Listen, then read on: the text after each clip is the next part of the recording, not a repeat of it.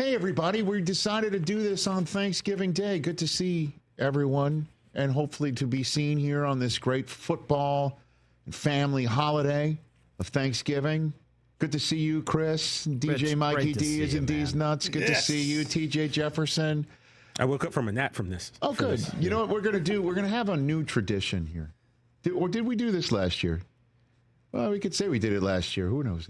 Man, no one's checking anyway. But that's the point of this, is to check on our work. Because I come up with things, we talk about things, and then we don't revisit them. Yeah, we don't revisit them. Yeah. Like what's more likely if we revisit that on Mondays, right? People want us to do that. It'd be a lot of work.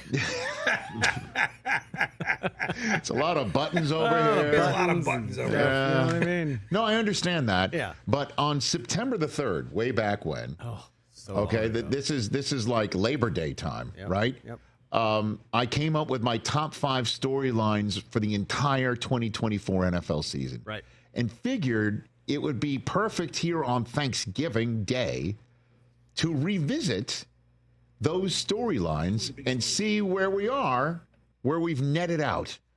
And so I guess it is technically a top 5 list, even though it's not a top 5 list itself. We're revisiting a top 5. So are you ready? Hit it. High five. 1, 2, 3, 4, 5. Rich's Top 5. All right, so these are my top 5 season-long storylines of the 2024 season. And I think now that we're 12 weeks in, and we do the math, that's 3 months in, we have some answers here, and some maybe not. Number 5 storyline for the season-long storyline arc for the 2024 season. Is there a savior in the rookie quarterback class? Oh. And I think we have a few. That right? Don't you think? Like, for sure. How about this one? Jaden Daniels has shown savior-like qualities. Yeah. Right? Bo Nix has been awesome. Has been terrific. Building slowly but surely. Is Caleb a savior, or where the jury's out? I think it's trending savior-ish. TJ, where are we trending on this in your estimation? What do you think here? Savior? He's looked good the last 2 weeks. He has. Yeah. We're trending.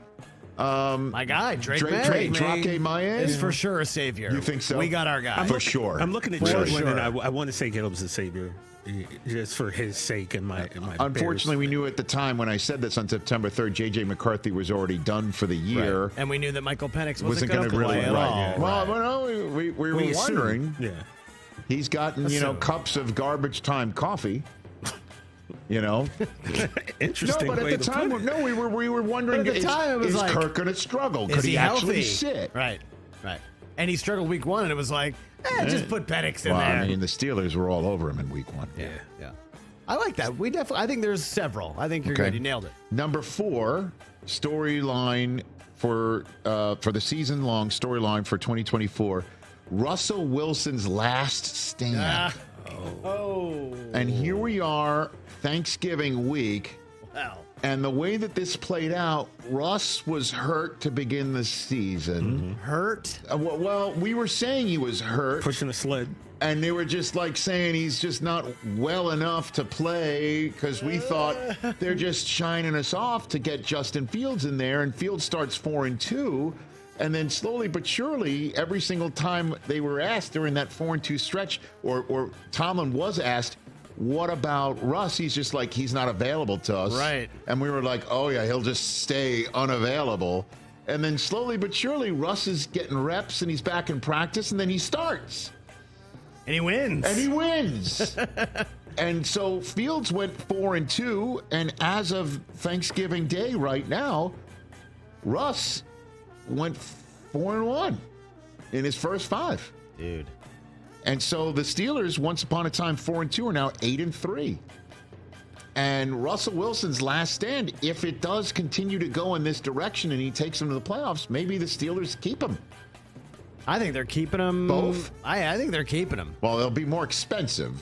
That's for decision down the road. But we were saying last stand because if it didn't work in Pittsburgh, it wasn't going to work anywhere else for him anymore. And that's where we are right now with that season-long storyline. Number 3. 3. The Niners' last ride with an affordable Brock Purdy. I mean, this is true. And here we are, Thanksgiving week, and Purdy is limited in practice after missing a start last week for the Niners to fall to 5-6. Yeah, and they're not a playoff team right And now. we were like, on September 3rd, it's like, okay, Ayuk finally signed. Let's see how he's going to go. Yep. And McCaffrey, we were expecting him to start despite having some time missed during training camp due to a lower leg injury that turned out to be 2 lower leg injuries. And now they're 5-6 in the Brock Purdy final ride with him being affordable. As we all know, he's going to sign. He's going to hit it. He's going to get paid more than Dak. Don't you think? Even though now you think that do you think that might change now that they're 5-6, and if they don't finish up strong and Purdy doesn't look great even when he's healthy or not healthy? He's going to get $60 million? No way. Dude, he's going to be a free agent. No way. What are they going to pay him less than Dak? Pay that man his He's going to reset the market lower than what's already been reset higher by Dak Prescott, who's never made a Super Bowl like Brock Purdy has. I don't think anyone thinks, though, he's better than Dak, though, do they? Chris, how many times do we have this same conversation here? I feel like He's not better than Dak. Come on. Chris, I'm not going there. I'm going there in the same way that I will always say to my children, and I'm not comparing you to my child, but it is just similar in the fact that I'm like, pick the stuff off the floor. You know this is not going to go well for you. We're having the same conversation. It doesn't matter if he's quote-unquote better than Dak. It's his time to be paid. He is hitting the market. Nobody resets it lower. Preposterous. But it's interesting that we are having this conversation now in Week 12. We're like, okay, not where we thought the Niners would be on Thanksgiving Day. It's a fun endeavor to revisit it. I am into this. Number 2, the thing to watch season long. The Dallas Cowboys all in season. How's it going to play out? Hey, sorry, TJ. Well, hey now. Well, at this point in time, we're just a few hours from kickoff in the Metroplex, and maybe things are going to go well for them. Maybe they go to 5-7. And then all bets are off. They go 5-7. Crazy things have happened. Dallas Cowboys all in season goes where on September 3rd, they were still a week away from paying Dak. Dak was still unsigned when I said these things. CD was in the fold, but Dak was like, are they going to sign him or not? And then we were wondering, the roster's pretty thin. What happens if they get hurt?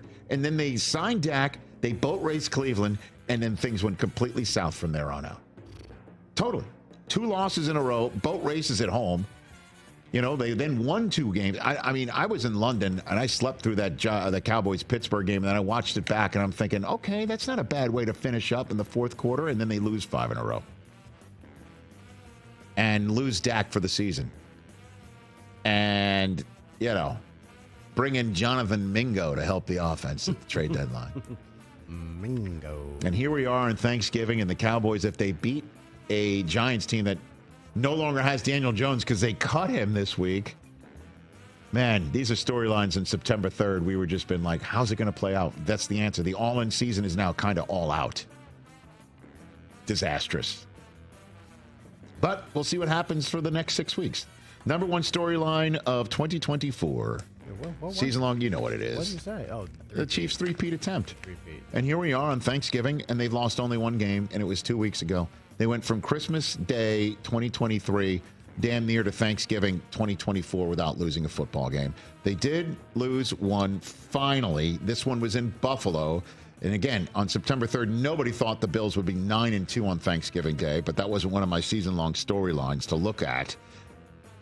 Chiefs are 100% positioned to three-peat right now. They are in the position of holding on to that 1 seed. They have too many close calls. 8-0 in 1-score games. 8-0. And they have just 1 game after another. It feels like just holding on for dear life, but they're the ones who make the plays at the end, either on offense or defense. They started the season with 9 straight wins before that loss at Buffalo, and then another last-second win. 2 of their last 3 games and wins. The Denver Broncos were set up to beat them with a last-second field goal, and it was blocked, and we all know what happened in Carolina last week where they left too much time on the clock for Patrick Mahomes. Same old story there. You think we need one more? Yep. All right, we'll get one more. Don't worry, guys. This one's a quick one. Oh. The one more season-long storyline to follow for 2024, as I said on September 3rd. Can the Jets finally take flight? The answer is an emphatic no. An emphatic no. As a matter of fact, I think the National Transportation Safety Board has been called in to check things out. There's a no-fly list that's going on right now, and as we hit Thanksgiving, it's possible Aaron Rodgers is on the no-fly list for 2025. The coach has been fired after a 2-3 start. They started 2-1, and then after falling to 2-2 and a loss to Denver in Week 4, that it was such a brutal offensive performance. The Athletic, a tandem of reports from The Athletic, Woody Johnson called everybody and said maybe we should bench Rodgers, and they said, well, that was just in jest, but to make a point. And no, the report is that Robert Saleh and the other coordinators that were in there saved Rodgers from being benched. Rodgers and the Jets then go to London. They lose to the Vikings, and Robert Saleh gets fired. Wow. And then the Jets only win 1 game after that. Here on Thanksgiving Day, they're 3-8, and the general manager got fired 2 weeks ago. Does that answer your question if the Jets can finally take flight? And those are my top 5 season-long storylines of 2024 as they currently rest on Thanksgiving Day.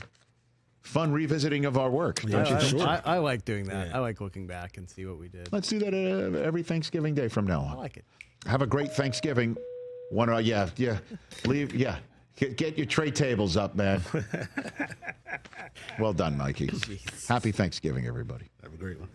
Catch the Rich Eisen Show every single day on the Roku Channel, 12 to 3 Eastern, for free.